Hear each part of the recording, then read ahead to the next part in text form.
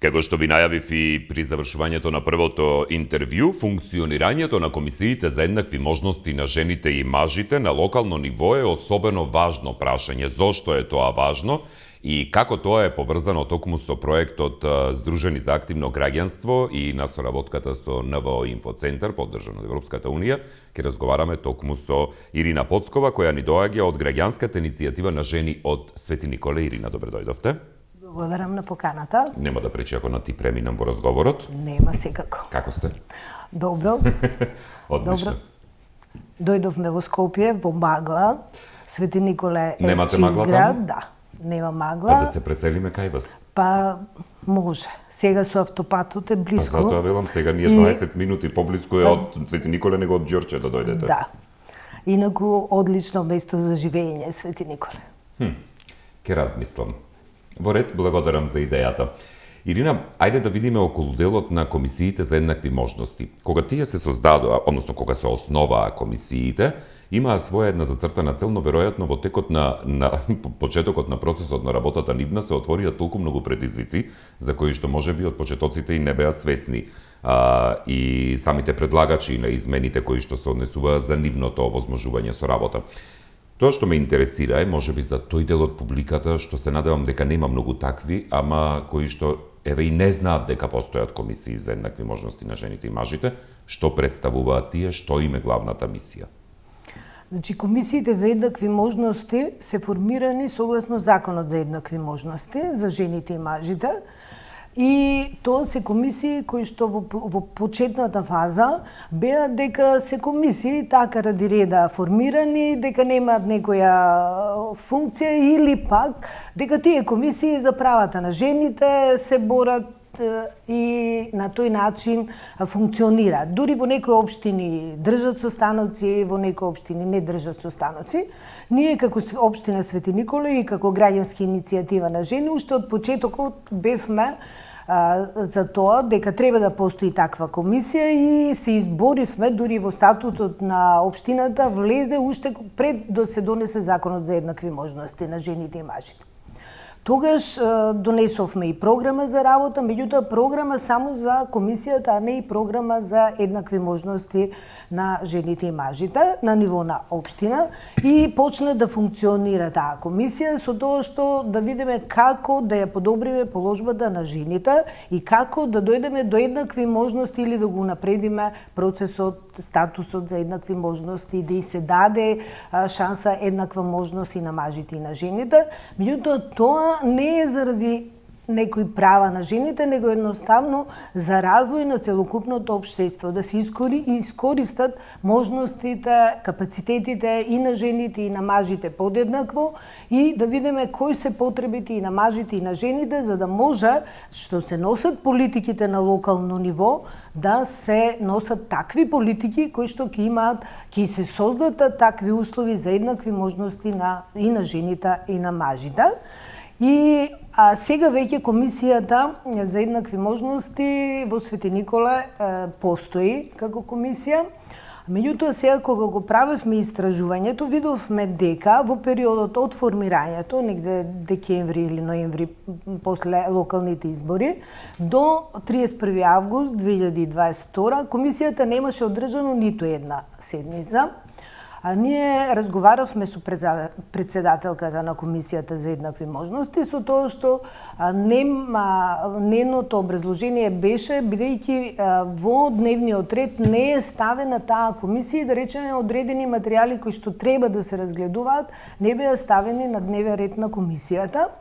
Меѓутоа сега веќе од август месец комисијата има одржано неколку седници, со тоа што последната седница беше на дневен ред и програмите и буџетот за 2022 година. Се гледа уште нацрт програмите, нацрт буџетот за 2023 година и дел од приоритетите кои што ги има жените влегоа во програмите и во буџетот, бидејќи ние цела година... Добро, тоа е веќе само по себе успех. Извини што прекинувам, бидејќи во тој дел некако чисто да се убедите да стигнете до тој степен, па и да го реализирате. Браво. Меѓутоа, тоа е континуиран процес кој што ние работиме со жените од руралните средини и со жените од Свети Никола. И точно знаеме што е потребно на жените во руралните средини и во Свети Никола. И она кој што дојдовме до сознание беше функционалноста на местните заедници. Свети Никола е 33 местни заедници, меѓутоа во 33 местни заедници нема ниту една жена. И веднаш се прашавме и жените беа револтирани, зошто они не се запознаени дека ќе има избор на местни заедници. И они не учествувале местни заедници, а беа заинтересирани за да влезат во местните заедници и да делуваат за подобрување на условите во кои што живеат.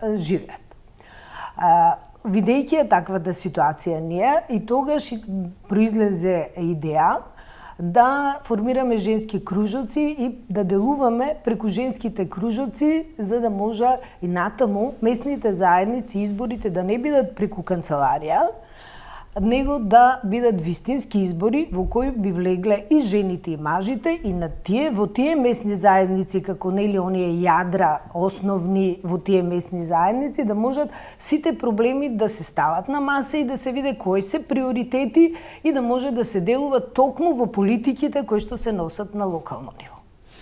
Кажете ми, бидејќи има еден дел кој што го спомена во однос на знаењата за потребите на жените. Најчесто и во политиката има еден пример кој што се користи, каде што честопати се зборува за тоа дека на одредена општина е потребна инфраструктура, патна инфраструктура, патишта, и кога ќе ја забележите просторијата, внатре во неја има маж кандидат за политика и мажи од општината. И голем дел од суштествените проблеми со кои што се соочуваат жените, особено во руралните средини со секојдневието, политичарите не ги знаат. И сега идејата е, впрочем, токму и тоа се случува и веќе успешно, жените да точно ги изнесат своите проблеми. Дали може би местните заедници се воопшто подготвени за еден ваков исчекор, па и општините сами по себе после тоа? Значи, се уште не. Значи, тука треба да се смени законот, со кој што точно улогата на местните заедници како основни јадра би се поставила, и токму да се знаат кои се проблемите, бидејќи се тие соочуваат со одредени проблеми, и точно се знае што треба да се направи и што е приоритет во таа местна заедница. Ево, јас ќе ви кажам пример, кога отидовме прв пат во Анзибегово, жените конкретно си кажа патот до гробишта. За да идат до гробишта, пример, мора со гумени чизми, за да идат до таму и да се вратат. Или, да речеме, во село Сопот, каде што е убаво село, се наоѓа во Ѓуриште, кој што е излетничко место, меѓутоа нема поставени канти за ѓубре, не се изнесува сметот и токму жените си го барат тоа. Значи има потреба од превоз. Тоа ни е еден и од резултатите кои што го постигнавме како граѓанска иницијатива на жени, кога отидовме прв пат по селата посетите и која рекоа нас ни треба јавен превоз, субвенциониран јавен превоз. Нема, во 33 местни заедници немаше јавен превоз, значи мора да плати такси па да се врати. Меѓутоа не само што ќе плати, него жените се чувствуваа небезбедно, бидејќи користејќи ги таксите, не знаат дали е на диво, дали е регистрирано и така, и они се чувствуваа небезбедни и во таксите. И тогаш ние ја покренавме иницијативата да се воведе субвенциониран јавен превоз и во локалната самоуправа, во буџетот, во програмата се внеса одредена сума која што веќе функционира во 7 села. Меѓутоа сега тоа е 2 пати во неделата, значи тоа е среда и сабота. Сабота се користи повеќе за на пазар, бидејќи сабота е пазарен ден во Свети Никола. Како во Прилеп исто. Добро. И среда, и сега ако треба да идат за некоја работа, пример во општина или во здравен дом или за било што, значи може само еден ден во неделата да користи субвенциониран јавен превоз. Сега веќе нашата иницијатива и иницијативата на жените од средините е дека треба да се воведе барем 3 пати во неделата и она кој што го викаме нели во целата кој што нема воведено јавен превоз барем еднаш во неделата. Ајде нека биде во сабота. И сега кога викаме ние нели Скопје има во сите, дури во Скопска Црна Гора, до сите на местни заедници јавен превоз, меѓутоа ево во Свети Николе сега нема во сите средини, барем во сабота пазарен ден да си дојдат, да не плаќаат пример 600-700 денари му треба за да дојда на пазарен ден, а со тие пари може да си купи некои производи кои што може да си користи во текот на неделата. Тоа е машала голема сума, тоа 600-700, тоа е навистина голема сума.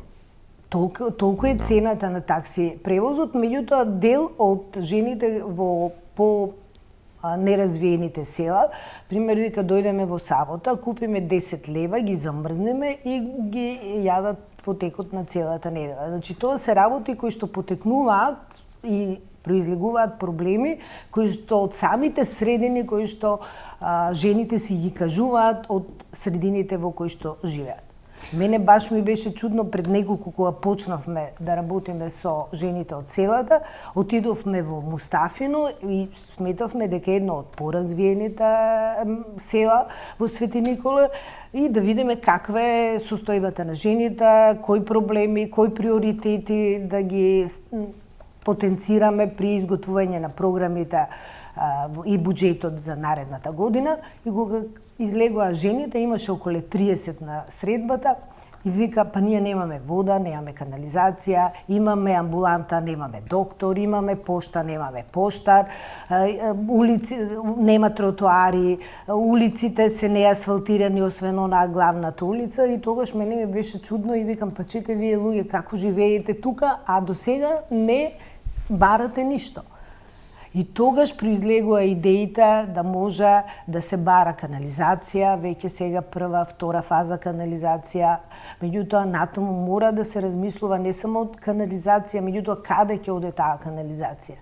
Каде, нели, прочистителни станици во тие средини мали. Значи мора да се размислува за да се направат и тие местни заедници како урбана средина, за да не биде, значи да нема асфалтирани патишта, да нема амбуланти. Амбулантите, сега на доктор да иде мора да плати такси. А таму се повеќе останати нели повозрасни луѓе во селата, младите се иселуваат трендот или Скопје или надвор од државата, така да мора да им се помогне на тие луѓе на некој начин да им се покачи стандардот и живењето, начинот на живење. Ирина, кога разговараме токму за сето ова, толку добри примери ми даде, толку убави објаснувања, што навистина се надевам дека ќе им отворат очи на многумина други граѓани кои што ќе го следат вашиот пример на работа. Дали може би сето ова што вие го работите дополнително е придонесено да бидете можеби и поуспешни благодарение на проектот Здружени за активно граѓанство и соработката со НВО Инфоцентар? Како тоа вам ви влијаеше како организација? Значи, ние имаме одлична соработка со НВО Инфоцентар и ни даде поттик за да уште повеќе да ја подобриме соработката и со локалната самоуправа и со жените од средините со кои што работиме. Значи, заради тоа, сега, кога пред да се донеса програмите и предлог буџетот за 2023 година, одржавме јавна дебата, која што јавна дебата учествува представници од локалната самоуправа и жените и од руралните средини и од Свети Никола, и баш произлегува многу добри предлози кои што требаше да влезат во програмите. Меѓутоа, образложение на администраторката која што го изготвува буџетот дека развојната програма која што е донесена, а развојната програма е донесена така да не е наведено што ќе се прави во наредните 3 години, него се наведени само износи, пример 10 милиона 2023, 10 милиона 2024, 10 милиона 2025, и сега дека ќе ги вклопат тие предлози, дека се добри и дека се реални во таа развојна програма за 3 наредни години. И тоа ние сме задоволни доколку мислам се случи такво нешто. Меѓутоа, она кое што го работиме со жените и за економското зајакнување на жените. Работевме во делот на оперативниот план за активните мерки за вработување, да ги доближиме до жените активните мерки за вработување, за да може да ги користат тие активни мерки, или мерката 115, која што е од Министерството за земјоделие или за земјоделие, шумарство и водостопанство, кој што многу од жените не знае за активните мерки за вработување, или оние кои што ги имат користено, да ни го кажат искуството, за да може заеднички да делуваме и да даваме предлози кои мерки не се добри, а кои мерки треба да се внесат во оперативниот план за следната година. И тоа, мислам, добро искуство ни беше, со тоа што работевме да видиме кои услуги Агенцијата за вработување ги дава на невработените жени. И дојдовме до заклучок дека жените и кога отидат во Агенцијата за вработување не се информирани за тие мерки. Они не знаеја за мерките дека можат како самовработување, бидејќи тоа се, да речеме, во семејни земјоделски стопанства, меѓутоа не ги користат оние привилегии кои што законот ги дава, да бидат пензиско осигурување, здравствено осигурување, значи не го користат бидејќи тие не се запознаени или пак да користат дел од мерките кои што субвенционирано вработување, ако имат, да речеме, семејна фирма или нешто за вработување, и веќе го ширеме тој круг на жени за да може да бидат информирани. Имавме една таква средба, една јавна дебата, беа представници од Агенцијата за вработување, кои што, да речеме, беше различни, се соочија едни со други, со тоа што Агенцијата за вработување вика некога дојде невработен кај нас, ние го седнеме па му ги објасниме мерките. Меѓутоа, жените кои што беа присутни е точно, нас никој нема ни кажено за такви мерки, за користење на такви мерки, а нели оперативниот план е донесен токму за користење на тие мерки. И да речеме, мора да се смени начинот на комуникација или да се донесе некои механизми за редовни консултации со жените, за да може да се види кои се приоритетите, што барат жените, што треба да се направи следната година. И стварно, ако има некоја мерка која што не е добра, значи не треба да влезе во оперативниот план за следната година. Значи треба да се менува мерката.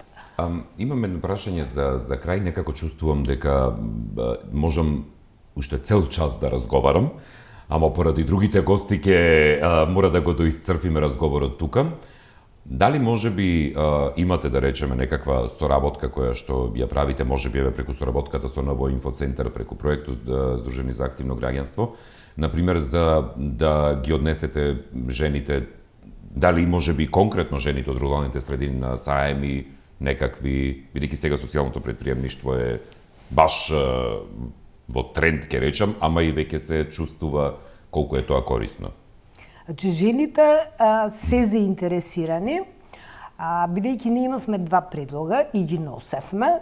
Носевме на саемот од Вардарско-плански регион, минатата година во Велес, а оваа година во Неготино. И жените баш барат да идат таму, со тоа што да ги изложат своите производи, мислам и да ги продадат, бидејќи сите ги продадоа квалитетни органско производство имаме ние во Мустафино. Меѓутоа и да се здружат со други жени, да разменат комуникација, и на тој начин веќе се шири кругот на соработката со жените. Оваа година ги носевме жените и на Меѓународниот ден на задругарство во Мустафино, каде што беа присутни жени од Преспанскиот регион и жени од нашиот регион. како гости на жените од Преспанскиот регион. И тука беше, мислам, многу интересна онаа соработка, па трибини, па работилници кои што го пренесоа искуството за производството, бидејќи се разликува производството наше, да речеме, од производството од Преспанскиот регион. Разменија искуства, разменија соработка, со тоа што се надевам дека можеби една од наредните средби ќе биде обратно, па нашите жени да идат во Преспанскиот регион и таму да се сретнат, да разменат искуство во делот на производството, во делот на пласманот, во делот на заедничка соработка понатамошна. Ирина, ти благодарам за издвоеното време. Се надевам дека ваквите искуства, ваквите согледувања кои што ги имате благодарение на оваа соработка ќе ги пренесувате можеби на други организации кои би ви се обратиле за помош вам, кои ви се впрочем од околината. Секако. Благодарам многу. Благодарам.